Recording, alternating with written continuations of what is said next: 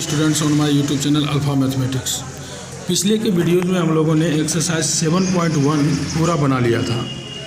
अब हम लोग न्यू चैप्टर स्टार्ट कर रहे हैं, एक्सरसाइज 8.1। इसमें क्या करना है कि आपको इक्वेशन दिया हुआ रहेगा, इन इक्वेशन में x और y का मान निकालना है। जैसे यहाँ पर पहला सवाल दिया है 2x + 5y = 1, 3x + 2y = 7। आपको लग रहा होगा कि यहाँ x और y का मान निकालने के लिए हम लोगों ने क्लास 10th में सीखा था। क्लास 10th में आप लोग इस प्रकार के इक्वेशन का मान निकालने के लिए सीखे थे और वहाँ पर 5 विधि से x और y का वैल्यू निकालने के लिए आप लोग सीखे थे। लेकिन यहाँ पर आप लोगों को मैट्रिक्स और डिटर्मिनेंट का प्रयोग करते हुए x और y का वैल्यू निकालना है। यानी कि जो मैट्रिक्स और डिटर्मिनेंट हम लोगों ने पढ़ा उसका यूज़ हम लोग इस इक्वेशन में x और y के मान को प्राप्त करने के लिए करेंगे। तो किस प्रकार से हम लोग मैट्रिक्स और डिटर्मिनेंट का यूज करके इन दिए हुए इक्वेशनों का x और y का मान निकालेंगे, आइए उसको हम लोग सीखते हैं। यदि आप इस इक्वेशन को देखेंगे तो यहाँ पर लिखा हुआ है 2x + 5y = 1, 3x + 2y = 1। यहाँ पर एक चर x है, यह है दो चर वाले रैखिक समीकरण जिसमें एक चर x है और दूसरा चर y है। यहाँ पर हम लोग क्या करेंगे कि जो कांस्टेंट वैल्यू है 17 उसको एक मैट्रिक्स में ले लेंगे, जो चर मान है x और y उसको एक मैट्रिक्स के अंतर्गत रखेंगे और x और y के जो गुणांक हैं उसको एक मैट्रिक्स के अंतर्गत रखेंगे। तो सबसे पहले हम क्या करेंगे, एक मैट्रिक्स मान लेंगे A और इस मैट्रिक्स में x और y को जो गुणांक है उसको लिख लेंगे। तो पहले इक्वेशन में x और y का गुणांक कितना है, यहाँ x का गुणांक 2 है, लिख लेंगे, और y का गुणांक 5 है, इसको लिख लेंगे इस प्रकार से। इसके बाद नीचे दूसरे इक्वेशन में x का गुणांक 3 है, इसको लिख लेंगे, फिर y का गुणांक 2 है, इसको भी हम लोग लिख लेंगे। दूसरा मान लेंगे x = जिसमें दोनों चर मान को हम लोग कॉलम में लिख लेंगे x y, और तीसरा एक मान लेंगे b = जिसमें कांस्टेंट वैल्यू को रख लेंगे जो 1 और 7 है। तो इस तरीके से हम लोग क्या करेंगे, इस दिए हुए इक्वेशनों को तीन मैट्रिक्स के अंतर्गत रख लेंगे। पहले मैट्रिक्स को A बराबर मानेंगे जिसमें x और y के गुणांक को रख लेंगे। अब ये ध्यान रहे कि x और y के पहले इक्वेशन को x और y के गुणांक को पहले रो में रखना है और दूसरे इक्वेशन के x और y के गुणांक को दूसरे रो में रखना है। और ये जो चर मान है x और y इसको x बराबर मैट्रिक्स मान लेंगे, x मैट्रिक्स मान लेंगे और उसमें कॉलम में रख लेंगे। और तीसरा जो मेरा यहाँ पर कांस्टेंट वैल्यू 17 है उसको b बराबर मैट्रिक्स मान करके रख लेंगे कॉलम में।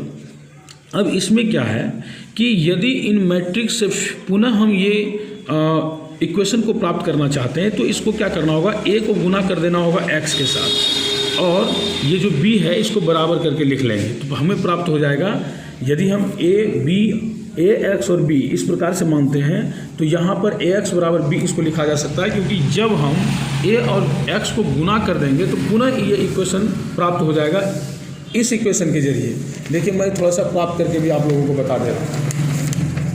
हमने यहाँ पर क्या किया है, a बराबर कितना मान लिया 2532। तो यहाँ पर इसको हम ax = b के रूप में जो लिखे हैं इसलिए लिखे हैं क्योंकि इसको ax b मान लेने पर इस प्रकार से लिखा जा सकता है। कैसे, तो आइए इसको थोड़ा सा समझ लेते हैं।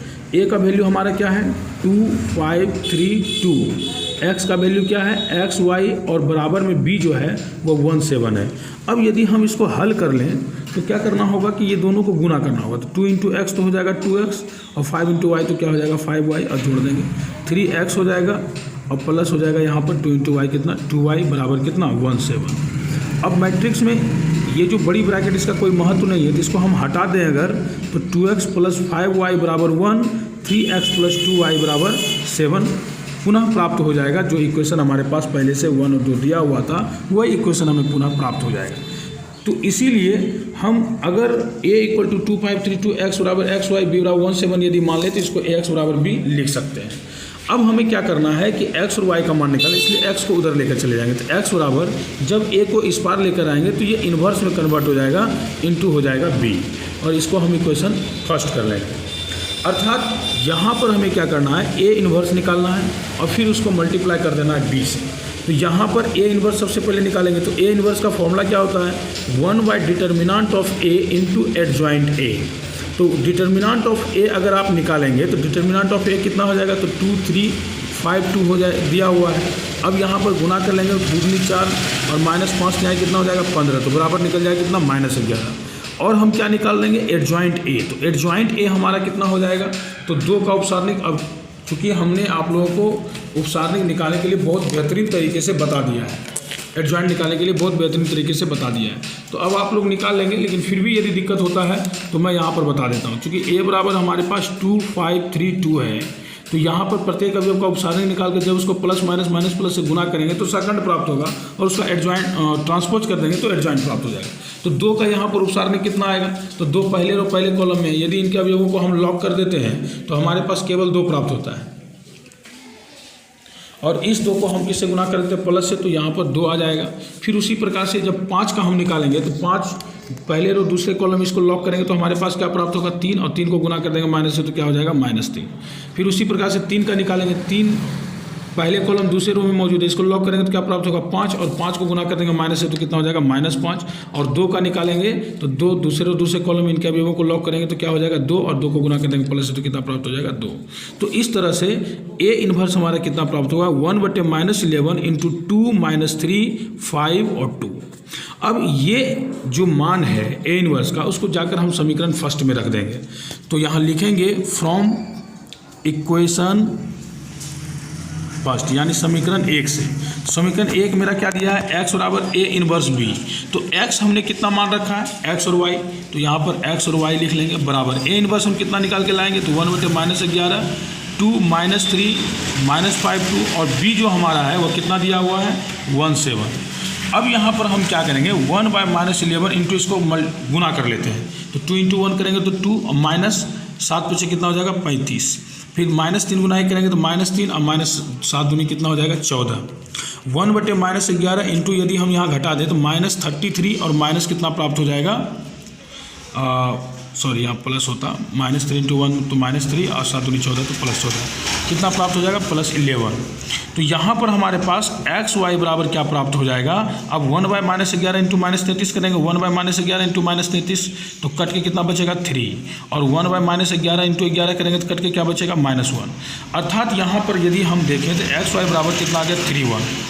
यहाँ पर ये बराबर मैट्रिक्स है जिसमें x का वैल्यू किसके बराबर आपको दिखाई दे रहा है, तो x का वैल्यू आपको 3 के बराबर दिखाई दे रहा है, और y का वैल्यू कितना दिखाई दे रहा है, तो y का वैल्यू आपका -1 के बराबर दिखाई दे रहा है। तो इस तरह से मैट्रिक्स का प्रयोग और डिटर्मिनेंट का प्रयोग करते हुए हम इस इक्वेशन से x और y का मान आसानी से निकाल सकते हैं। एक्सरसाइज 8.1 में यदि आप देखें तो पहला नंबर में 1 से लेकर 5 तक जो सवाल दिए गए हैं वह सब 2 चर वाले रैखिक समीकरण हैं जिसमें x और y का मान निकालना है, और ये सभी का मान आप इसी प्रकार से मैट्रिक्स का प्रयोग करते हुए निकाल सकते हैं। तो मैं यह उम्मीद करूंगा कि आप लोगों को मान निकालने की यह जो प्रक्रिया है ये समझ में आ गई होगी, और आप लोग एक नंबर पूरा एक्सरसाइज 8.1 का बना लेंगे, और एक्सरसाइज 8.1 का जो 2 नंबर 3 चर वाले रैखिक समीकरण में x y z का मान निकालने के लिए दिया गया है, यह हम अगले वीडियो में आप लोगों को बता देंगे। धन्यवाद।